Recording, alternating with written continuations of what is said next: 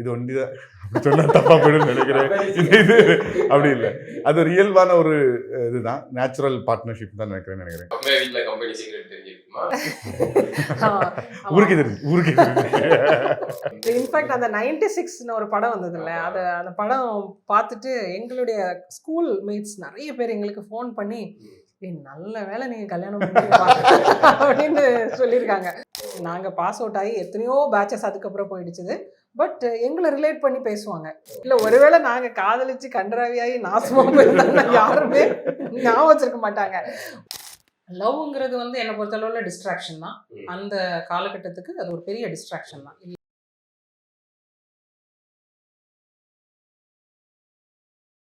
அப்போ ஒரு ஷாக் வரும்ல அப்படின்னா, இவ்வளவு நாளும் ஒன்னா 12 வரைக்கும் படிக்கும் போது ஒரே ஸ்கூல், டெய்லி காலையில போயிட்டு ஈவினிங் அட்லீஸ்ட். லைன்ஸ் மீடியாவுக்கு நீங்கள் அளித்து வரும் ஆதரவுக்கு மிக்க நன்றி. தொடர்ந்து எங்களுடன் இணைந்திருங்க. லைக் பண்ணுங்க, சப்ஸ்கிரைப் பண்ணுங்க, நண்பர்களுக்கு பகிருங்க.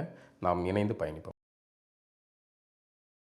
வணக்கம் நண்பர்களே, இன்னைக்கு நம்ம கூட அரசியல் ரீதியாகவும் குடும்ப ரீதியாகவும் உரையாடுறதுக்காக இணைந்திருப்பவர் தீபக் சாலமன் மற்றும் மரிய ஜெனிஃபர் அவர்கள். இருவரும் வந்து ஒரு காதல் தம்பதியினர், குறிப்பாக நாம் தமிழர் அரசியல் கட்சியை சார்ந்த காதல் தம்பதியர். அவங்கள்ட்ட நம்ம வந்து இன்னைக்கு உரையாடுறோம். வணக்கம். வணக்கம். நல்லா இருக்கீங்களா? ரொம்ப நல்லா இருக்கு. வழக்கமா நம்ம அரசியல் ரீதியாக ரத்த கலரியா அப்படியான உரையாடல் தான் போவோம். எனக்கு நாம் தமிழர்ல 2 பேருமே யாராவது ஒருத்தங்க குடும்பத்துல கணவர் அரசியல் இருப்பாங்க, இல்லை மனைவி ஆர்வமா இருப்பாங்க. 2 பேருமே சேர்ந்தே பயணிக்கிற ஒரு பண்பு வந்து இன்னைக்கு நாம் தமிழர் தம்பி தங்கைகள் அண்ணன்மார்கள் எல்லாருக்குமே அந்த பண்பு இருக்கிறது. அதுல உங்கள்கிட்ட அந்த கதைகள் இருக்கு அப்படிங்கிறனால எனக்கு 2 பேரை பத்தியுமே தெரிஞ்சுக்கலாம்னு நினைக்கிறேன். தீபக் சாலமன் யாரு, மரிய ஜெனிஃபர் யாரு, 2 பேரும் இந்த தேர்தல் களத்திலையும் வாழ்க்கை களத்திலையும் எப்படி இறங்கிட்டீங்க? முதல்ல வாழ்க்கை களம் கன்னியாகுமரிக்காரங்க, ரொம்ப மகிழ்வாகவும் பெருமையான உணர வைக்கிற ஒரு களம். ரொம்ப வருடமான ஒரு தோழமை, நட்பு, அது கல்யாணம் வாழ்க்கை என்றும் சேர்ந்து ஓடுது. கிட்டத்தட்ட ஒரு 40-41 வருஷங்களாக பயணிச்சிருக்கிறோம். அதனால் அந்த ஒரு வாழ்க்கையை கட்டமைக்கிறதுக்குள்ள முக்கிய தூணாக இருந்திருக்கிறோம். இது 2 பேருக்கும் ஒரு பக்குவம். உண்மையே யதார்த்தமாக பேசணுன்னா, படித்து நம்ம என்ன படித்தாலும் சரி, படித்து முடித்து ஒரு வாழ்க்கையோட ஒரு நிதர்சனமான உண்மைக்கு யதார்த்த நிலைக்கு வர்றதுக்கு 31-32 வயசு. 2 பேருக்குமே கன்னியாகுமரி 30-32 வயசு ஆகிடுது. அதுக்கப்புறமா நீங்கள் யோசித்து பார்க்கும்போது தான் உங்களுக்கான வாழ்க்கைக்கான ஒரு நேவிகேஷன் செய்ய முடியும். அப்படி பார்க்கும்போது அரசியல்ன்றது தவிர்க்க முடியாத ஒரு பார்வை. அதுவும் நாங்கள் படிச்சுட்டு 2 பேருமே இன்ஜினியரிங் MBA முடிச்சுட்டு வெளிநாடுகளில் அந்த காலத்தில் அது ஒரு வில்லேஜ், அதுக்கப்புறமா இப்போ தான் நகராட்சியாக பண்ணியிருக்காங்க. ஆனால் அது கன்னியாகுமரி மாவட்டத்தில் கன்னியாகுமரின்னு ஒரு ஊர் இருக்குது. 2 பேருமே அந்த ஊருக்காரங்க. ஸோ அங்கே இருக்கிற அந்த காலத்தில் பெரிய பள்ளி வந்து விவேகானந்த கேந்திர வித்யாலயம்பாங்க. அது ஒரு நல்ல, அந்த ஸ்கூலில் படித்தா நல்ல தரமான மக்கள், ஆங்கிலம்லாம் அங்கே தான் பேச முடியுன்ற ஒரு அண்டர்ஸ்டாண்டிங் இருந்தது. அது இல்லாமல் எங்களுக்கு வசதியாக ஊருக்குள்ளே இருக்கிறதுனால அது இன்னும் இயல்பாக இருந்தது. அதை படித்து முடித்து அப்புறமா அது அந்த ஊரில் இந்துத்துவ ஏக்நாத் ஜானடே கட்டின Vivekananda foundation, rock memorial foundation, அவங்களுடைய தளம். அப்போவே 100-110 ஏக்கர் 80களில் எடுத்து அது பள்ளிக்கூடம் சர்வீஸாக வந்தது தான். அது அந்த ஊரில் உள்ள மக்களுக்கு அந்த பள்ளிக்கூடம் ஒரு பெரிய ஒரு பள்ளி எஜுகேஷன் கொண்டு வந்தது. இப்போ யோசித்து பார்த்தா அது ஒரு அரசோட அடையாளம் தான். அது அந்த மாதிரியான ஒரு கட்டமைப்பை மாற்றிட்டாங்க. இப்போ கடந்த 10-15 வருஷத்தில் பாரத மாதாக்கே கோயில் இருக்கிற இது அங்கே மட்டும்தான் இருக்குது. ஏன்னா அந்த தெற்கு பகுதி வந்து விவேகானந்த பாறை அப்படிங்கிறது வெறுமனே அது வந்து விவேகானந்த பாறை கிடையாது. அதுக்கு முன்னாடி ஒரு அரசியல் அப்படி வந்து அந்த முக்கடலும் சங்கமிக்கிற இடத்துல இந்தியத்தின் அரசியல் அங்கே வந்து வைக்கப்பட்டது அப்படிங்கிறதுனால அது முக்கியமான களமாக. எப்படி காஷ்மீர் வந்து முக்கியமான இந்தியாவுக்கு ஒரு முக்கியமான இடமோ அதே மாதிரி தெற்க கன்னியாகுமரி முக்கியமான இடம். அந்த பகுதியிலேருந்து நீங்கள் 2 பேருமே வந்துருக்கீங்க. அது வந்து காதல் திருமணம். ஆமாம், நான் சின்ன பிள்ளையில இருக்கும்போதே ஒரு இது ஒண்டிதான் அப்படி சொன்னா தப்பா போயிடும்னு நினைக்கிறேன். இது அப்படி இல்லை, அது ஒரு இயல்பான ஒரு இதுதான், நேச்சுரல் பார்ட்னர்ஷிப் தான் நினைக்கிறேன். இயல்பான ஒரு இயற்கையான ஒரு பார்ட்னர்ஷிப் தான். தரமான ஒரு மைண்ட், அது நமக்கு தெரியும். அதனால் அவங்களுடைய எதுலேயுமே யோசிக்கிறதுலையும், முடிவு எடுக்கிறதுலையும், படிக்கிறதுலையும், பர்ஃபார்மன்ஸ்லேயும் எல்லாமே அப்படி இருக்கும். காம்ப்ளிமெண்டிங்கான ஒரு பார்ட்னர்ஷிப். 2 பேருமே அப்படியே நல்லா படிப்பீங்களா? அவங்க நல்லா படிப்பாங்க, நான் சுமாராக படிப்பேன். இல்லை 2 பேருமே நல்லா தான் படிப்போம். என்னென்னா பாலன் ஆக்சுவலாக சாலமன் சொன்ன மாதிரி தான் அந்த ஊர் கொடுக்கக்கூடிய ஒரு கான்ஃபிடென்ஸ் இதெல்லாம் இருந்தாலும் இப்போ நீங்கள் யார்கிட்டையாவது இப்போ நானே வந்து ஒரு வயசுலேருந்து நீங்கள் 5 வயசு 1ஆம் கிளாஸ்லேருந்து நீங்கள்லாம் காதலிச்சு கல்யாணம் பண்ணுங்கன்னா அப்படிலாம் நம்ம சொல்கிறதுக்கான இதில் நம்ம பண்ணலை. அதை சில பேரோட லைஃப்பில் வந்து சில விஷயங்கள் நடக்கும், அது வந்து ரேராக நடக்கும், ரேரஸ்ட் ஆஃப் த ரேராக இருக்கும். அதை நம்ம எப்படி உள்வாங்கிக்கிறோம், நம்ம லைஃபோட எப்படி அது பொருந்தி போய் வாழ்கிறோம், அதுதான் எங்களுடைய வாழ்க்கையில் உள்ள யூனிக்னஸாக நாங்கள் பார்க்குறோம். எம்ப்ரேசிங் தி அன்சர்டனிட்டிஸ். 1ஆம் கிளாஸ்லேயே நீங்கள் வந்து இப்படி தான் ஆவீங்கன்னு உங்களுக்கு தெரியுமா, இப்படி நீங்கள் கல்யாணம் பண்ணுவீங்கன்னு உங்களுக்கு தெரியுமா, உங்கள் காதல் சக்ஸஸ் ஆகும்னு உங்களுக்கு தெரியுமா அப்படின்னு நீங்கள் எங்கிட்ட 100 கேள்வி கேட்டாலும் அந்த 100 கேள்விக்குமே பதில் வந்து தெரியாது தான். ஆனாலும் நீங்கள் எப்படி இதை கொண்டு போகிறீங்கன்னா, because we embrace the uncertainties. எது வரும்னு தெரியாது, ஆனால் இது வரும்னு நமக்கு ஓரளவுக்கு நம்மளை சுற்றி இருக்கிற சமூகம், சொசைட்டி கொடுத்த விஷயங்களை பார்க்கும் பொழுது, அனுபவங்களை பார்த்து தெரியும் பொழுது, இந்த பாதையில் பயணித்தா அட்லீஸ்ட் கொஞ்சம் எரர் ஃப்ரீயாக போயிடலாம் அப்படிங்கிற அந்த ஒரு நோக்கத்தில் தான் நம்ம வந்து நம்மளுடைய லைஃப்பை ஸ்டார்ட் பண்ணோம். கல்லூரி இல்லை 12ஆம் வகுப்பு வரைக்கும் மட்டும்தான் கன்னியாகுமரி. அதுக்கப்புறமா பொறியியல் நான் சென்னையில். அவங்க வீட்டில் கம்பெனி சீக்ரெட் தெரிஞ்சுக்குமா? ஊருக்கு தெரிஞ்சு அதுதான் ஆசிரியர்கள். இன்ஃபேக்ட் அந்த 96 ஒரு படம் வந்ததுல்ல, அந்த படம் பார்த்துட்டு எங்களுடைய ஸ்கூல் மேட்ஸ் நிறைய பேர் எங்களுக்கு ஃபோன் பண்ணி நல்ல வேலை நீங்கள் கல்யாணம் பண்ணுவீங்க அப்படின்னு சொல்லியிருக்காங்க. ஏன்னா அவங்களுக்கு வந்து அந்த படம் பார்த்ததுக்கப்புறம் தான் ஒருவேளை இவங்க 2 பேரும் நிறைய பேருக்கு வந்து நம்மளுடைய ஸ்கூலில் இன்னும் எங்களை பற்றி தெரியும். நாங்கள் பாஸ் அவுட் ஆகி எத்தனையோ பேட்சஸ் அதுக்கப்புறம் போயிடுச்சுது, பட் எங்களை ரிலேட் பண்ணி பேசுவாங்க. அது அகைன் ஒருவேளை நாங்க காதலிச்சு கண்டராவியாகி நாசமா போயிருந்தா யாருமே ஞாபகம் வச்சிருக்க மாட்டாங்க.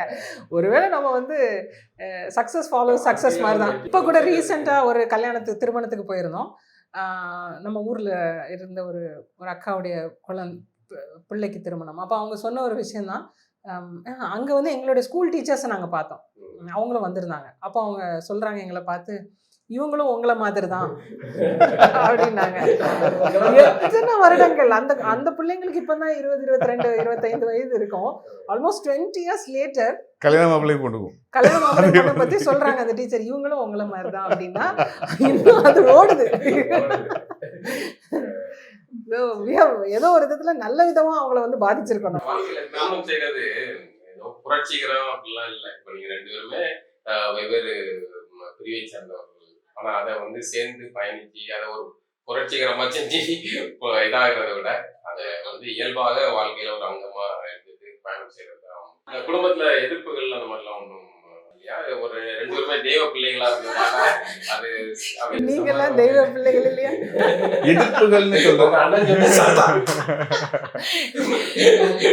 அப்படி இல்லை. அதாவது அப்பார்ட் ஃப்ரம் ரிலீஜன் வந்து எப்போவுமே வந்து நம்ம 2 பேருக்கும் வந்து வி ரெஸ்பெக்ட் ஈச் அதர். அது ரிலீஜனாக இருக்கலாம், இல்லை வேறு எக்ஸ்டர்னல் ஃபேக்டர்ஸ் என்ன வேணாலும் இருந்தாலும் ஒரு 2 நபர்களுக்குள்ள வந்து ஒரு பரஸ்பரம் அண்டர்ஸ்டாண்டிங்கை விட ஒரு ரெஸ்பெக்ட் ரொம்ப முக்கியம் அப்படிங்கிறது. நம்ம ரெஸ்பெக்ட் பண்ணும் பொழுது நம்மளோட ஃபேமிலிஸும் அதே மாதிரியான ஒரு விஷயத்தை தான் கடைபிடிப்பாங்க. நம்ம இம்மெச்சூர்டாக இருக்கோமா, இல்லை நம்ம வந்து புரிஞ்சுதான் சில விஷயங்களை பேசுகிறோமா, இவங்க எவ்வளோ ஆழமாக இருக்காங்க அப்படிங்கிற அந்த ஒரு தனித்துவ அடையாளங்களை நம்ம வந்து விடற வேண்டிய கட்டாயத்தில் இருக்கிறோம். இல்லை நம்ம ரொம்ப சூப்பர்ஃபிஷியலாக என்ன செய்கிறோன்னு தெரியாமல் இருக்கணும். அப்படி முதல்ல நாங்கள் அப்படி இல்லை. 10th படிக்கும் போதும் சரி, 12th படிக்கும் போதும் சரி, நம்ம என்ன பண்ணணும், 10th ஸ்டாண்டர்ட்ல என்னன்னு நமக்கு தெரிய வரும். நல்லா படிக்கணும், இந்த மாதிரி இதாகக்கூடாது, நல்ல ஒரு மார்க் எடுக்கணும், நல்ல தரமான பிள்ளைகளா தெரிய வரணும் அப்படிங்கிறதுனால நல்லாவே படித்தோம். அதே மாதிரி தான் 12thலையும் இது பண்ணணும். ஸோ சில விஷயங்களை வந்து அன்காம்ப்ரமைஸ்ட். லவ்ங்கிறது வந்து என்னை பொறுத்தளவில் டிஸ்ட்ராக்ஷன் தான். அந்த காலகட்டத்துக்கு அது ஒரு பெரிய டிஸ்ட்ராக்ஷன் தான், இல்லைன்னு சொல்ல முடியாது. அது எல்லாராலையும் பேலன்ஸ் பண்ண முடியுமான்னா அதுவும் என்னால் சொல்ல முடியாது. It's a big distraction for that age. ஆனால் ஏதோ ஒரு விதத்தில் நமக்கு அது வந்து அட்வான்டேஜாக மாறிடுச்சு. ஸோ அந்த இடத்துல நம்ம சில விஷயங்களை வந்து அன்காம்ப்ரமைஸ்டாக நம்ம வந்து குவாலிட்டியாக டெலிவர் பண்ணும்போது ஃபேமிலியும் வந்து அதை அக்செப்ட் பண்ணுறாங்க. ஸோ எனக்கு நல்லா தானே பண்ணுறாங்க, நல்ல பையன் தானே, நல்ல பிள்ளை தானே, நல்லா படிச்சு நல்ல தானே. ஸோ இதை தாண்டி அவங்க வந்து நீங்கள் எதிர்பார்க்குற கன்னியாகுமரி மாவட்டத்தில் மதம் இருக்கா, ஜாதி இருக்கா அப்படின்னா அது செகண்டரியாக போயிடுது. அதனாலதான் எனக்கு என் மாவட்டத்தையும் பிடிச்சிருக்கு. இததான் முதல்ல பாக்குறாங்க, அதுக்கப்புறம் தான் அடுத்த கட்டமான இது கல்வி பொருளாதாரம் பிள்ளைங்க பக்குவமா இருக்காங்களா அப்படின்னு பார்த்துட்டு ஏற்றுக்கிட்டாங்க. பொதுவாக கன்னியாகுமரி பகுதியில் கொஞ்சம் ஒரு மற்ற மாநிலங்களை காட்டிலும் வந்து ஒரு மேம்பட்ட இடமா தான் இருக்கு. மற்ற பகுதிகளில் தான் வந்து இந்த சாதி ஆணவப்படுகொலைகள் அதெல்லாம் வந்து பெரிய அளவில் நடந்துருக்கு. ஏன்னா பெரிய அளவில் கன்னியாகுமரியில் ரொம்ப இயல்பாக இருக்கும். அந்த பகுதியே வந்து கொஞ்சம் ஒரு வித்தியாசமான காலம் தான் இந்த பகுதி. தமிழ்நாட்டுக்கு தோறாத பகுதி மாதிரி இங்க வெளியில பேசுறது சில நேரம் கன்னியாகுமரி பார்டர்ஸ்குள்ள செட் ஆகாது, உதாரணமாக இருக்கும். அது ஒரு நல்ல உணவு பழக்கம் உட்பட எல்லாமே வந்து கிட்டத்தட்ட ஒரு பாதி மலையாளி மலையாளில அது ஆக்சுவலா என்னன்னா இண்டிஜினியஸா சொல்லக்கூடிய கிழங்கு, மீன், பனங்கிழங்கு, கருப்பட்டி, அவியல், ஈத்தாமொழி தேங்காய், அதுல போட்டுற இது தேங்காய் எண்ணெய் சமையல், இதுதானே தாய்க்கழகம். மலையாளி இதுதானே தாய்க்கழகம். ஆமா ஆமா. அது வந்து அதை சமஸ்கிருதத்தை எடுத்துட்டா அவன் பச்சை தமிழ் இப்போ வந்து மலையாளிகிட்ட ஒரு அரசியல் முன்னெடுப்பு போகுது. பச்சை மலையாளம் இருக்கு. அவன் பச்சை மலையாளம்னு வந்தா இங்கதான் வரணும். அதனால மக்களுக்கும் கன்னியாகுமரி வந்தது கேரளால பார்த்து அப்படி இல்லை, இதுதான் பேஸ். இங்க இருந்தா அந்த வரலாறு சரியா புரிஞ்சவங்களுக்கு டைம்ல இருந்தது திருவிதாங்கூர் சமஸ்தானம், இங்க மெட்ராஸ் மாகாணம். கேரளானும் இல்ல, தமிழ்நாடுன்னு இல்ல, திருவிதாங்கூர் சமஸ்தானம். அது எப்படி அதுக்கப்புறம் மொழிவழி மாநிலமாக கேரளா என்று பிரிக்கப்படும் பொழுது இந்த 4 தாலுகாக்களும் தமிழ்நாடோடு இணைந்து கன்னியாகுமரி மாவட்டமாக உருவாக்கப்பட்டது. இது பேச்சு வழக்குல அந்த பார்டர்கள்ல மக்கள் பேசுற மொழி இருக்கிறதால அப்படி பேசுகிறாங்க. அதுல சில நேரம் எங்களுக்கு கோபம் வரும். அப்படி இல்லை, மலையாளின்றது இன்னைக்கு நம்ம சகோதரன் தான், அவன் கேரளா நாடு, இது தமிழ் முழுமையா அதற்கான தமிழ் தானே. மலையை சார்ந்த ஆளு, அதனால அங்க நீங்க இன்னும் இப்போ தமிழ்நாடு இப்ப இருக்கிற கன்னியாகுமரிக்கும் கேரளாவுக்கும் உணவு பழக்க வழக்கங்கள் மோரல் சிமிலரா இருக்குது. மற்ற இடங்கள்ல அப்படி இருக்கிறாரு. உங்களுக்கு ஈழத்தமிழ் கூட இன்னும் இருக்கும். நாங்க வந்து இலங்கை போயிருந்தப்போ அங்க இருந்த தெருக்கள், உணவு, அங்க இருக்கிற அந்த சம்பல், துவையல், அவங்க கிச்சன் நம்ம கிச்சன் சேமா இருக்கும். நம்ம உணவு, குறிப்பா உணவு அவங்களோட இன்னொன்று, இப்ப நம்ம வீட்டுல தோட்டத்துல பின்னாடி எங்க வீட்டுல களத்துல இறங்குறோம்னு வைங்களேன், உங்களுக்கு எந்த பக்கத்துல என்ன இதெல்லாம் நேச்சுரலாவே நம்மளுக்கு புரிஞ்சிடும். இலங்கையில நீங்க பயணிச்சீங்கன்னா வித்தியாசமாவே இருக்காது. இது அமைப்பு, அந்த அந்த டோப்போகிராஃபி அமைப்பு வந்து நம்மளுக்கு அது சேமா தான் இருக்கும், ஒரு வித்தியாசமாவே இருக்காது.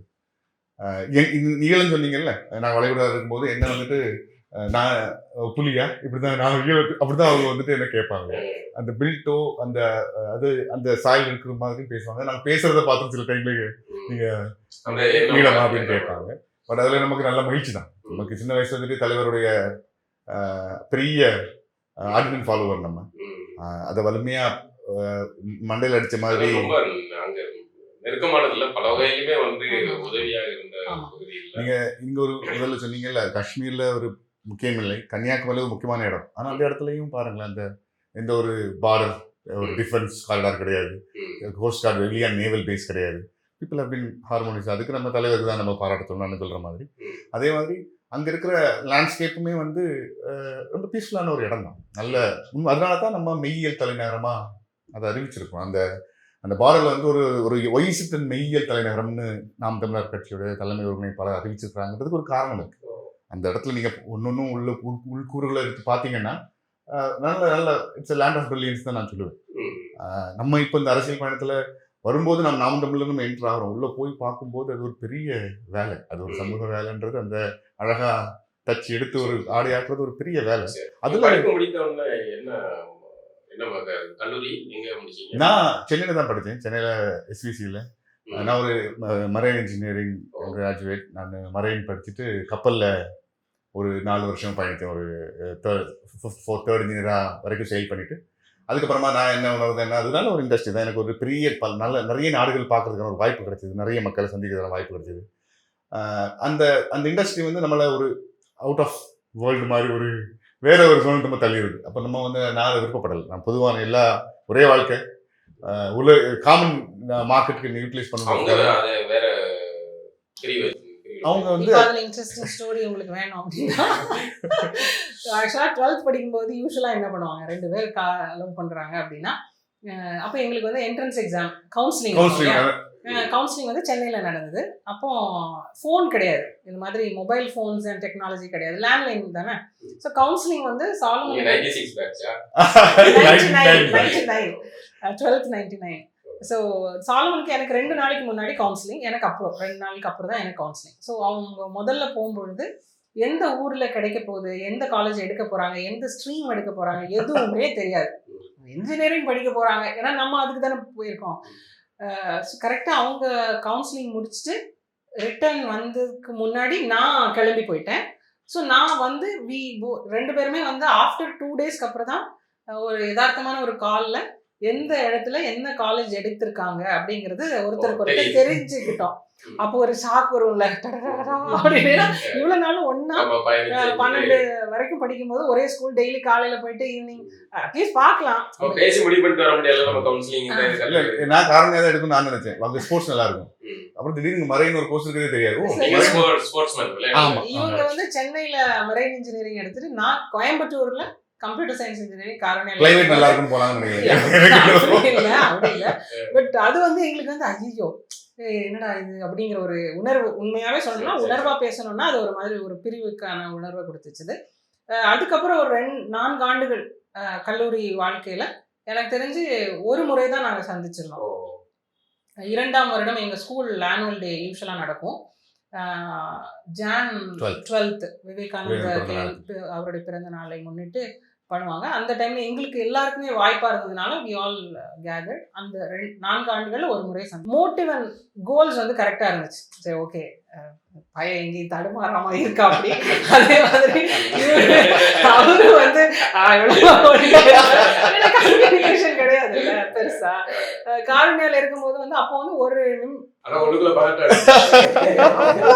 அவ்வளோலாம் யோசிக்கிற அளவுக்கான பக்குவமும் அறிவும் அந்த டைம்ல கிடையாது. ஏன்னா அப்போ வந்து 7 ரூபாய் ஒரு நிமிடத்துக்கு லேண்ட்லைன்ல இருந்து பேசணும்னா 7 ரூபாய். நமக்கு கிடைக்கிற பாக்கெட் மணின்னு அம்மா கொடுக்கறதே 500 ரூபாய் தான் கொடுப்பாங்க மாசத்துக்கு. அதுவும் நான் ரிட்டர்ன் டிக்கெட் எடுத்துட்டு வரணும். அப்போ அதுல நான் ஃபோனை எப்படி பண்ண முடியும்?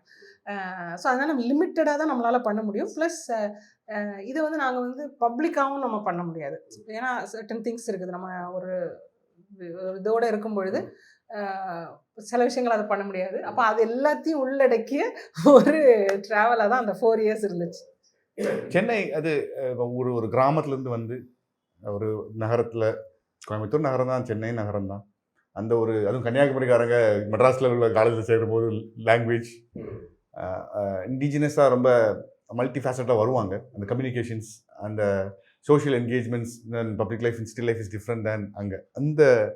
அது செட் ஆனதுக்கப்புறமா நண்பர்கள், அப்புறம் அது ஒரு காலேஜில் ஸ்போர்ட்ஸ்னு வரும்போது, ப்ளஸ் மரைன் வந்து ஒரு யூனிக்கான ஒரு கோர்ஸ், நல்ல உங்களுக்கு ஒரு ஒரு பொட்டன்ஷியல் ஒரு லார்ஜ் ஸ்கேலுக்காக போகிறதுக்கான ஒரு வாய்ப்பு. எங்கள் காலேஜ் நான் எஸ்விசி வந்து ரொம்ப ஃபேமஸ் காலேஜ் தான், நம்ம ஸ்பிக் உடைய இதில் உள்ள காலேஜ். அந்த காலேஜுடைய கட்டமைப்பு, அது தந்த எக்ஸ்போஷர், அப்புறமா பணி, நாங்கள் கேம்பஸ் பிளேஸ் ஆகி கப்பலில் எல்லாம். நான் வந்து volleyball player, kabaddi player, cricket player, basketball. காலேஜில் போய் இங்கே வந்து இந்த 3மே ஃபெயிலியர். சிட்டியில் உள்ளவங்க யாருமே கபடி வாலிபால் நடமாட்டுறாங்க, பாஸ்கெட்பால் தான். அப்புறமா தான் பாஸ்கெட்பால் படித்து பாஸ்கெட்பால் விளையாடி anything outdoor is easy, anything indoor ரெண்டுமே நடுங்கிடும். அது வந்து நமக்கு வராது. பட் ஆனால் நான் அந்த college is not a great sports ஸ்கூலில் காலேஜ் கிடையாது. இப்போ உள்ள மாதிரி இப்போ உள்ள நான் காலேஜ் ஸ்போர்ட்ஸ் ரொம்ப முக்கியத்துவம் கொடுக்குறாங்க. அப்போ கிடையாது, அப்போ கொடுக்கறது கிடையாது. இப்போவுமே அது படிப்புக்கான காலேஜ் தான். அது ஐடி தலை தூக்கி வந்தது. நான் ஐடி எடுக்கலை, மரைன் எடுத்துட்டு.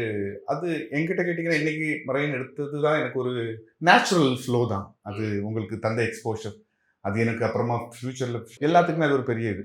ஒரு நீங்கள் வழக்கமான ஒரு இன்ஜினியரிங் கிராஜுவேட்டை விட அது தரக்கூடிய எக்ஸ்போஷர் கொஞ்சம் ஜாஸ்தி. அது ஒரு மெக்கானிக்கல் இன்ஜினியரை விட, ஒரு ஐடி விட அது ஜாக் ஆஃப் ஆலா இருக்கணும். அதனால நோபடி அந்த வயதிலே வந்து பிரச்சனைகள், ஈழம் சார்ந்த விஷயங்கள் எல்லாத்தையுமே வந்து கவுன்சிலிங் நீங்க அந்த இது உங்களுக்கு உண்டா? முன்னாடிதான் வந்து தெரிஞ்சுக்கிட்டீங்களா? இல்லை, அதெல்லாம் நம்ம வந்து கவனிப்போம். ஏன்னா வந்து அப்போ நமக்கு வந்து இந்த தூர்தர்ஷன் நியூஸ் தானே, கரெக்டாக 8:30 to 9 மணி வரைக்கும் அந்த நியூஸ் வரும். அந்த டைமில் தான் இந்த மாதிரியான செய்திகளை வந்து சொல்லுவாங்க. ப்ளஸ் நியூஸ் பேப்பர்ஸில் வர்ற செய்திகள் தான். இந்த அளவுக்கு நமக்கு மீடியாவுடைய இது இல்லை. ப்ளஸ் நான் சொன்ன மாதிரி தான் அந்த ஏஜில் வந்து அங்கே நடக்கிற விஷயங்கள் வந்து ஒரு அளவு தான் நம்மளுக்கு வந்து தெரியப்படுது. பட் கோஸ்டல் ஏரியா பீப்புள் வந்து நிறைய அந்த ஒர்க் பண்ணியிருக்காங்க ஈழத்துல.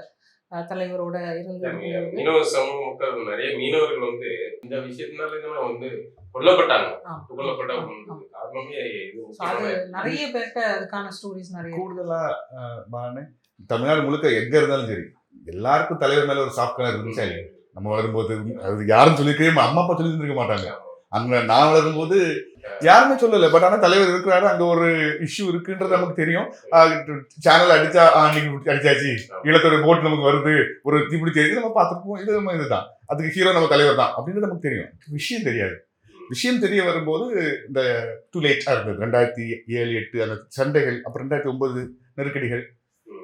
அப்போ வந்து நம்மளுக்கு கவனங்கள் அப்படி இல்லை. நம்ம படிச்சு சம்பாதிக்கிற அப்போதான் அரசியல் புரிய வருது. அதுமாதிரி எப்படி அண்ணன் இப்போ வெடிச்சு எழும்புறாங்களோ அண்ணன் சீமானே, அவங்க கூட தான் நம்ம தூக்கத்தில். இந்த அதுக்கப்புறம் 2009 இனப்படுகொலை தான் வந்து இந்த விஷயத்துல தீவிரமாக கவனிக்கிறேன். எப்படி நாம் தமிழர்கள் வரணும்னு எனக்கு தெரிஞ்சு அது ஒரு நேச்சுரலான இயல்பான அங்கதான் போக முடியும். இன்னைக்குமே நான் அது ரொம்ப பெருமைப்படுறேன். 15 வருஷமா எந்த ரீசனாலும் தொடங்கப்பட்டுச்சோ, எந்த ரீசனால அது அப்படி நேர்மை இருக்கு. அதுதான் நான் அங்க போய்காட்டி தான் நீங்க என்ன கேட்டிருக்கணும். அங்க போனதுதான் சரி.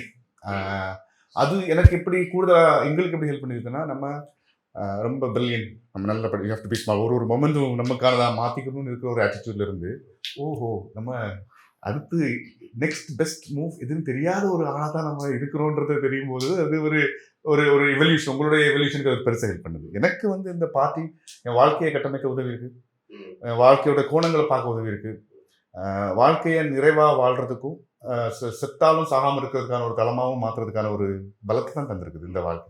அதனால உங்களை மாதிரி தம்பதிகள்கிட்ட விஷயம் என்னன்னா, மனைவி அரசியல் களத்துல இறங்கி செயல்பட விரும்புறாங்க, பின்னாடி இருந்து கணவர் வந்து உதவியா இருக்கிறாங்க.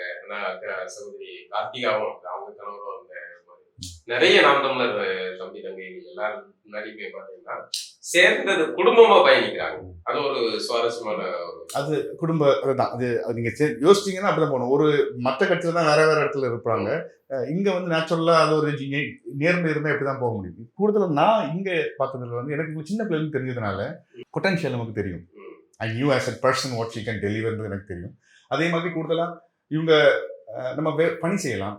எல்லாமே பெருநிறுவனங்களில் செய்யும்போது அவங்களுடைய சிந்தனைகளும் ஆட்டிடியூடும் ரொம்ப வேற மாதிரி இருக்கும். நம்ம ஒரு சம்பளத்துக்குன்னு வேலை பார்க்கல, நீங்கள் சம்பளம்னு வேலை பார்த்தாலும் பெரிய ரெஸ்பான்சிபிலிட்டிஸ், பெரிய கடமைகள் எடுத்து ஓடும்போது, பெரிய டார்கெட்ஸ், பெரிய பிக் என்டர்பிரைஸ் லெவல் பண்ணும்போது அது கொண்டு வரக்கூடிய சேலஞ்சஸும் அது கொண்டு வரக்கூடிய பர்சனாலிட்டிக்கல் சேஞ்சஸ் ரொம்ப வித்தியாசமாக இருக்கும். அதனால எனக்கு இவங்களை நல்லாவே தெரியும். நான் முதல்ல நினைக்கல இவங்க அரசியல் சார்ந்து கவனிக்க ஆரம்பித்ததுனால நீங்க பார்க்க கூட இந்த நாம் தமிழர் பயணிச்சீங்களா, இல்ல உங்களுக்கு யாரும்? ரெண்டு பேருமே ஆல்மோஸ்ட் சேம் டைம் தான் பேசும்போது இது சரியில்லை நான் வந்து we are more than நீங்க சொல்ற மாதிரி more than husband and wife, we are good partners. இல்ல வீட்ல இந்த அரசியல் உரையாடல் இருக்கணும். எதுல இருக்கும் தெரியுமா? கணவர் ஆணுக்கு என்ன அரசியல் தெரியுதோ அந்த அரசியல் வீட்டுல இருக்க பெண்களுக்கும் தெரியணும். அது தெரியாம பெண்கள் அரசியல்ல பெண்களுக்கு சம்மந்தம் இல்லை அப்படிங்கிற மாதிரி சொன்னாங்க அப்படி ஒதுக்குற இது இருக்கக்கூடாது. எப்படி ஆண்கள் இந்த விஷயங்கள பேசுறாங்களோ, சமூக சார்ந்த விஷயம் பேசுறாங்களோ, ஏசி சார் அதே பார்வை பெண்களுக்கும் வந்து தெரிஞ்சுக்கலாம். சரி தவறு இன்னும் கணவன் மனைவி உரையாடுறதுல இன்னும் கூடுதல். ஆக்சுவலா என்னன்னா பலனா, நீங்க அரசியல் பேச்சு அப்படிங்கிறது வந்து ஆண்களுக்கானது, அரசியல் பேச்சு இல்லாம இருக்கிறது தான் பெண்கள் அப்படின்னு நம்ம ஒரு ஒரு ஒரு ஃப்ரேம் ஒர்க்குள்ள கொண்டு வரோம்ல. அதுவே நான் வந்து கொஞ்சம் மயோபிக்கான ஒரு பார்வையா பார்க்குறேன், ஒரு ஷண்டடான பார்வையா. ஏன் ஆண்கள் வந்து வீட்டின் சமையலை பற்றி பேச முடியாதா, வீட்டின் வாடகை பற்றி பேச முடியாதா, இன்வெஸ்ட்மெண்ட் பிள்ளைங்க ஹெல்த் இதெல்லாம் பேச முடியாதா, காதல் அனுபவங்கள் இதெல்லாம் பேச முடியாதா? பேசலாம், அவங்களும் பேசுவாங்க. அதே மாதிரி தான் பெண்களும் பேசுகிறாங்க. இப்போ எங்கள் அம்மா நிறைய அரசியல் பேசுவாங்க, அரசியல் புத்தகங்கள் நிறைய வாசிப்பாங்க, பத்திரிகைகள் வாசிப்பாங்க, சின்ன சின்ன விஷயங்கள் நடக்கிற விஷயங்கள் அவங்கெல்லாம் அவங்க வீட்டில் அரசியல் பேசி தான் எங்களுக்கும் தெரியும். இந்த டிஎம்கே டைமில் என்ன நடந்தது, ஏடிஎம்கே டைமில் என்ன நடந்தது, நக்கீரன் ஜூனியர் விகடனாக இருக்கட்டும், இதெல்லாம் வீட்டில் வந்து தொடர்ந்து வாசிக்கிற ஒரு பழக்கம் இருக்கிற ஒரு ஃபேமிலி தான் இது. ஆக்சுவலாக எது ப்ரெசிடென்ஸ் எடுக்குது, ஆண்கள் வந்து வெளியில் போகிறாங்க, வெளியில் நண்பர்களை சந்திக்கிறாங்க, அவங்களுக்கு ஒரு டாக் வேணும், அவங்களுக்குள்ள இருக்கிற ஒரு கான்வர்சேஷனாக வந்து அரசியல் இருக்குது. பெண்களுக்கு நடுவில் இருக்கிற டாக்ஸ் வந்து குடும்பம், சமையல், குழந்தைகள், ஹெல்த், இந்த டாக்ஸ் இருக்குது. இது மாறும் பொழுது சமூகத்துல ஒரு பெரிய மாற்றம் வந்துடும். பெண்களுக்குள்ள பெண்கள் அரசியல் பேசுறதுங்கிறது முக்கியம் இல்ல, பெண்ணும் என்ன பேசுறாங்க அதுதான் முக்கியமா மாறும். இப்போ ஒரு ஆணும் வந்து அரசியல் பேசுறாங்க, பெண்ணும் வந்து அரசியலுமே பேசலாம். அதுதான் சொன்னேன், அந்த மாற்றம் வரணும் நம்ம சமூகத்தில். இன்னும் அது இருக்கா அப்படின்னா இல்லைன்னு முழுமையா சொல்ல. நம்ம வந்து என்ன பேசுவோம், இப்போ ஒரு நார்மலான ஒரு ஃபேமிலியில இருக்கிற 2 பெண்கள் வந்து குழந்தைகளை பத்தி பேசுவாங்க, வீடை பத்தி பேசுவாங்க, இல்லாட்டி அடுத்தது என்ன வாங்க போறோம், எது செய்ய போறோம், எங்க போறோம், இந்த பேச்சுகள் பிரதானமா இருக்குது. ஆண்கள் வந்து பேசும் பொழுது ஒண்ணுல புதுசா என்ன விஷயங்கள் நடந்திருக்குது, அது மாதிரி விஷயங்களா இன்னொன்னு இருக்கு. இதுல 2 பேரும் ஒரு விஷயத்துல கனெக்ட் ஆயிருந்தது. அது தமிழ் வார்த்தை ஹிப்போக்ரிட்டிக்கலா இருக்கக்கூடாதுன்றது ஒரு ரூலா இருந்தது. அதாவது உள்ளொன்னும் வெளியொன்னுமா இருக்கக்கூடாது. அது மதமா இருக்கட்டும், நம்மளுடைய சிந்தனைகளா இருக்கட்டும், புரிதல்களா இருக்கட்டும், பேரண்டிங்கா இருக்கட்டும், ரிலேஷன்ஷிப் மேனேஜ்மெண்டா இருக்கட்டும், ஊரோட வாழ்றதா இருக்கட்டும், ஃப்ரெண்ட்ஸை மேனேஜ் பண்ணுறதா இருக்கட்டும், சோஷியல் லைஃபாக இருக்கட்டும், இந்த ஹிப்போக்ரிசி இருக்கக்கூடாதுன்றது ரொம்ப இதாக இருந்தது. அதனால அந்த உரையாடல் வரும்போது நம்ம அந்த நமக்குள்ளேயே அதாவது அண்ணனும் தம்பியுமே வேற வேறமா இருப்பாங்க. இந்த ஹிப்போக்ரிட்டி இருக்கிறதுனால அதை நம்ம உருவாக்கும் போது நம்மளுக்கு அது ஒரு ஜென்யூனான ஒரு ஒரு ஒரு ஆளுமைகளாக நம்மளால உணர முடியுது. ஒன்று. இரண்டாவது வந்து நான் ஆண் தான் பேசணும், அவங்க சொன்ன மாதிரி அந்த ஆண் நியூ ஏஜ் பாலிடிக்ஸ் இருக்குல்ல, இனி இந்த நம்ம உருவாக்கி வச்சிருக்கிற இந்த ஸ்டீரியோடைப், இந்த சௌரை உடைக்கிறதுக்கு வந்து இதுதான் வழி. நீங்கள் வந்துட்டு கலெக்ட் பண்ணி நிறைய செஞ்சு பணத்தை நிறைய இன்வெஸ்ட் பண்ணி எவ்வளோ கோடிக்கணக்கு செலவு பண்ணால் நீங்கள் ஜெயிக்க முடியும் ஒரு அரசியல். நீங்கள் அப்படிலாம் இல்லை, அந்த ஃபார்மட்டே வேற. நீங்கள் உருவாக்குற தலைமுறையே நீங்கள் எங்கேருந்து சேர்ந்த குடும்பம் இது பண்ணி உங்களுக்கு தெரிஞ்ச அரசியல் உங்க தொகுதி மக்களுக்கு தெரிஞ்சு அதுதான் அங்கே உள்ள யாரை தேர்வு பண்ணணும் அப்படிங்கிற புரிதல் மக்களுக்குமே வந்துட்டுனா இது பண்ணிடலாம். இப்போ மக்களை விழிப்புணர்வு பண்ண வேண்டிய வேலை அதான் தேர்தல். நீங்க இப்போ நாம் தமிழர்ல என்ன இருக்கீங்க? நான் வந்துட்டு மாநில ஒருங்கிணைப்பாளர் தான் இருக்கேன், கன்னியாகுமரி சட்டமன்ற தொகுதியில். அவங்க கன்னியாகுமரி வேட்பாளர். ஆமா, 2 பேருமே காதல் தம்பதிகள், அரசியல் தம்பதிகளாகவும் கலந்த. நான் அப்படி எதிர்பார்க்கல. நான் நினைச்சேன் நான் பேசிட்டு இருக்கும் போதெல்லாம் கலப்படி விட்டுறணும் அப்படிலாம் சொல்லியிருப்பேன். ஆனா இங்க வந்து வாழ்க்கை அதான் வாழ்க்கை. அது மாறும்போது எனக்கு நிறைய இவங்க ஒரு பெரிய நிறுவனத்தை சாம்சங்கோட ஒரு லீடிங் ரோல்ல இருந்தாலுமே இந்த பயணம் எனக்கு அவங்க பண்ற பயணம் நல்லா பிடிச்சிருக்கு. எனக்கு அது வந்து ஒரு பெரிய ஒரு வாழ்க்கை மோட்டிவேட், மகிழ்ச்சின்றதை விட ஒரு ஐம் பெட்டிங் அந்த பெஸ்ட் ஹாஸ்னு ஒன்று சொல்லுங்க தெரியுமா? நம்ம இந்த பயணத்துல எனக்கு அண்ணன் சீமான் நாமதலோட இலக்கு ஜெயிக்கணும். இந்த இலக்குக்கு எனக்கு ஒரு வெப்பன் தேவைப்படுது. அப்போதானே நான் அந்த அந்த அந்த பயணத்துக்கு எனக்கு ஒரு பெரிய அன்காம்ப்ரமைஸான ஒரு வெப்பன் இருக்கு என்கிட்ட ஒரு ஃபீலிங் எனக்கு. அது வந்து பெரிய இந்த வயசுல எனக்கு ஒரு பெரிய சக்தி தருது. அதான் எல்லாருமான உண்மை. அதுல அவங்க ஐகன்சி பக்கத்துல இருக்கிறதுனால அவங்க அதுல அந்த வேட்பாளர்ன்றது லேஸ்பட்ட வேலையும் கிடையாது. ஏன்னு கேட்டீங்கன்னா கேடர் அரசியல் வேற, தலைமை ஒருங்கிணைப்பாளர் அரசியல் வேற, வேட்பாளர் அரசியல் வேற, தலைமை நிர்வாகிகள் அரசியல் வேற. எல்லாம் சேர்ந்து ஒரு கோட்டில் ஓடுறோம். அவங்க roles and responsibilities are different. அதுல வேட்பாளராக நீங்க நிற்கணும்னா நான் ஒரு மாவட்ட நிர்வாகியாக இருக்கலாம், நீங்க கிரவுண்ட் கேடரா இருக்கலாம். மக்கள் வேட்பாளர் தான் ஓட் போடுறான். மக்களுக்கு என்னையும் உங்களையும் தெரியாது.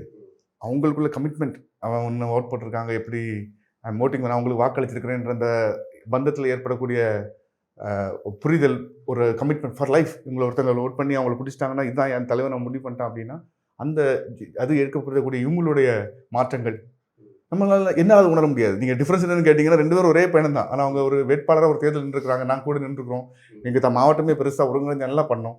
ஒரு தேசிய சிந்தனை உள்ள இருக்கிற மாவட்டத்தில் நாங்கள் முதல் முறையாக ஒரு அதிமுக திராவிட கட்சியை வீழ்த்திட்டு 3வது இடம் வந்திருக்கோம்.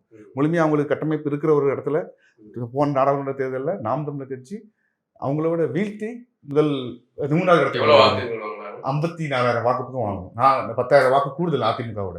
எங்களுக்கெல்லாம் வந்து அது ஒரு பெரிய ஒரு பாசிட்டிவாக தான் பார்க்குறேன். ஏன்னு கேட்டிங்கன்னா பாஜக அதிமுக கூட்டணியில் இருக்கும்போது அதிமுககாரங்களே ஓட்டு பண்ண மாட்டாங்க. அந்த தேர்தல் 4 மணியாக இருந்தாங்க. அதிமுக முழுமையாக அதிமுக ஓட்டு போட்ட இடத்துல நாம் தமிழருக்கு ஒரு புது கட்சிக்கு அமைப்பு கட்டி வந்துகிட்டு இருக்கிற புது வேட்பாளருக்கு 50,000 மேலே வாக்கு கிடைக்கிறது பெரிய விஷயம். அது ஒரு பெரிய இதாக இருந்தது. எனக்கு கூட இருந்து இவங்க பயணிக்கிறதுனால என்னால் இவங்களுடைய எவல்யூஷன் நல்லா இருக்கு. நான் தமிழ் தேசியத்துக்கு நாம் தமிழர் கட்சி இது உங்களை மாதிரி நிறைய பேர் இருக்கிறாங்க. இப்போ நீங்கள் நிறைய இன்னொன்று முக்கியமாக நீங்கள் கவனிச்சிங்கன்னா இன்னைக்கு கடந்த 15 வருஷத்தில் சமூக அரசியலுக்கு, பொது அரசியலுக்கு ஒரு தரமான ஆளுகளை உருவாக்குன ஒரு தளம் நாம் தமிழர் தான். அது பேச்சாளராக இருக்கட்டும், அது நாம் தமிழர் தான். கடந்த 15 வருஷத்துல எனக்கு தெரிஞ்சு என் ஞாபகம் இருந்த ஒரு அரசியல்வாதி, நாம் தமிழர் இல்லாத ஒரு அரசியல்வாதி பேசி 2 நிமிஷம் நான் கேட்டது கிடையாது. அவங்க என்ன மோட்டிவேட் பண்ணதும் கிடையாது, என்னை இன்வைட் பண்ண என்ன ஒரு அந்த அவங்களுடைய பேச்சு ஒரு காரணமாக இல்லை, முடிஞ்சு போயிடுச்சு. இந்த தளம் தான் உருவாக்கியிருக்கு. இன்னொன்று நான் நோட் பண்ணுறேன், கடந்த 2 தேர்தலாக பெண் ஆளுமைகள் வலிமையாக உருவாகிறது நாம் தமிழர் பிளாட்ஃபார்மில் இருந்து. அவங்களால அரசியல் பேச முடியுது, கிரவுண்டில் நிற்க முடியுது, ஒருங்கிணைக்க முடியுது, மக்களை கவர முடியுது, கிளாரிட்டியாக பார்க்க முடியுது. சும்மா பெண்கள்னா சும்மா எனக்கு புஷ்பா புருஷன் மாதிரி அந்த மாதிரி இல்லை, என்னுடைய பொண்டாட்டி அப்படிலாம் இல்லை. தரமான ஒரு வேட்பாளர்களை, தரமான ஒரு கட்சிக்கான ஒரு அசெட்டாக உருவாகி வர்றது இந்த இப்போ 117 விட்டுருக்குறாங்க. எனக்கு தெரிஞ்சு ஆண்களை விட பெண்கள் வேட்பாளர்கள் ஸ்ட்ராங்காக இருந்த மாதிரி தான் எனக்கு ஒரு ஃபீலிங் இருக்குது. அது பெரிய மாற்றம். நம்ம இதெல்லாம் மக்கள் நோட் பண்ணுறாங்க இல்லையான்னு தெரியல. எனக்கு என் நான் கூடவே பயணிக்கிறதுனால எனக்கு இது ஒரு பெரிய பூஸ்ட். இதான் நீங்கள் சில டிஸ்ட்ராக்ஷன்ஸாக கேள்விகளோ மக்களோ பார்க்கும்போது ஆண் ஆட்கள் பேசுறத விட பெண் வேட்பாளர்கள் பிரபலமாக பேசுறாங்க. அது உண்மைதான். எல்லா சமூகத்துலேருந்து, அது எல்லா மதத்துலேருந்தும் எல்லா இதுலேருந்து வந்து அண்ணா அதுக்கான ஒரு சோஷியல் இன்ஜினியரிங் அழகாக பண்ணியிருக்கிறாரு. அது அவருக்கான ஒரு பிளான் அவர் எப்படி பண்ணுறாருன்னு எனக்கு தெரியல. அந்த ஒரு மாற்றம் வந்து நாம் தமிழர் வரவு பிறகு நடக்குது. அதுவும் தென்பகுதியெல்லாம் வந்து சாதிய மனநிலை அதிகமாக இருக்கிற பகுதி. ஏன்னா அங்கே வந்து வேற ஒருத்தர் நின்றால் நாம் தமிழர் வேட்பாளர்கள் அப்படின்னா நாம் தமிழர் வேட்பாளர் அப்படின்னு எல்லா பிரிவு சேர்ந்தாலும் ஓட்டு போடுறாங்க. நாடார் ஓட்டு போடுறாரு, பறையர் ஓட்டு போடுறாரு, கோனார் ஓட்டு போடுறாரு, சாம்பர் ஓட்டு போடுறாரு, எல்லாம் போடுறாங்க. இதனால தான் அந்த அரசியல் மேலே நம்பிக்கை வருது. பணம் கொடுத்து அதெல்லாம் இல்லை, பணம் கொடுக்குறது அதையும் சொல்கிறேன்னு 10,000 ரூபா பூத் கமிட்டிக்கு போகிற பணம், அதில் ஒரு 2,000 ரூபாய் செலவு பண்ணி 8,000 ரூபாய் எப்படி தப்பான வார்த்தையாக இருக்கக்கூடாது, எடுத்துட்டு போயிடலான்ற ஒரு அரசியல் கட்டமைப்பை தான் இந்த திராவிட கட்சிகள் உருவாக்கி வச்சிருக்குது. நம்ம அரசியல் அது இல்லை, சொந்த காசை போட்டு சாப்பாட்டை கட்டிட்டு வந்து, அதனால அது ரெண்டுமே ரொம்ப வேற. நம்ம கட்சி நாம் தமிழரை பிடிக்காம வெளியே போய் கோவப்பட்டு வெளியே போனவங்க கூட அது விட்டு கொடுக்க நாம் தமிழர் ஓட்டு போட்டோம் ஒரு வார்த்தை வெளியே போனாலுமே விட்டு கொடுக்காது நம்ம கட்சி அப்படிங்கிறது. உண்மையிலே இந்தியாவில் நடக்கிறது ஒரு பெரிய புரட்சி தான். தமிழ்நாட்டில் நடக்கிறது ஒரு பெரிய புரட்சி தான். அந்த மக்கள் இன்னும் அதை வலிமையாக இன்னும் பேச தொடங்கலை. ஆனால் அதனுடைய மாற்றங்களும் அது ஏற்படுத்தக்கூடிய தாக்கங்களும் மூளை முடுக்கலாம் தெரியுது. நம்மளுக்கு அது தெரியுது. அது பேசுகிற மொழிகளில் அந்த ஆட்டிடியூட். ஸ்டாலின் ஐயா என்ன பேசுகிறாரு, நம்ம சொல்கிறது தானே செய்கிறாங்க. எவ்ரி பூத் 10 யூத், அதை தான் என் வாக்கு வெற்றி வாக்ககம், எல்லாமே நீங்கள் இங்கே தான் எடுக்கிறீங்க. அப்போ உங்களுக்கு தெரியுது இவங்க சரியான பாதையில் போகிறாங்க. என்ன உங்களால் அந்த பொருளாதாரத்தை வச்சுட்டு கொஞ்சம் கட்ட முடியுது, நம்மளுக்கு காலம் பிடிக்கும், பிரச்சனை இல்லை. அவங்க ப்ராசஸ் தான் முக்கியம் இதில். ஒரு இப்படி பாருங்களேன், பொருளாதாரம் இல்லை, ஒரு அமைப்பு இல்லை, ஒருத்தனை ஒரு யங்ஸ்டரை ட்ராக் பண்ணி இந்த தாம்பா தத்துவம் இதிலிருந்து நீ அடுத்த 40 வருஷம் பயணிக்கணும்பா, உன் பிள்ளைகளையும் பயணிக்க வைக்கணும்பா இப்படின்னு சொல்கிறது லேஸ்பட்ட காரியம் கிடையாது. அந்த பெருமையை நாங்கள் செஞ்சுக்கிட்டு இருக்கிறோன்றது ஒரு பெரிய வரலாற்று புரட்சி தான். அந்த வகையில் 2 பேரும் சிறப்பாக சமமாக பயணம் செய்கிறீங்க. வாழ்த்துக்கள். நன்றி. மிக்க நன்றி.